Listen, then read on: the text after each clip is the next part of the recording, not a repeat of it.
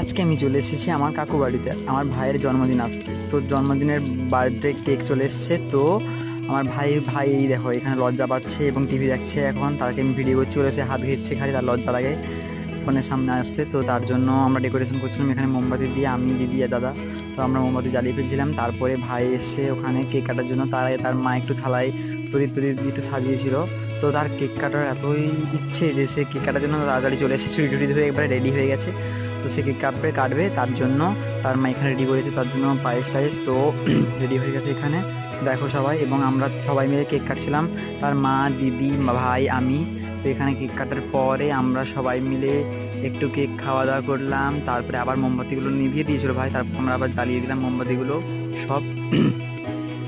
দেখো তারপরে আমরা সবাই মিলে একটু কেক মাখামাখি করলাম এবং খাওয়া দাওয়া হয়ে গেল কেক। তারপর এখন রাতের খাবার খাই আমি, আর তোমরা আমার মিনিট ব্লগ দেখো। Bye bye.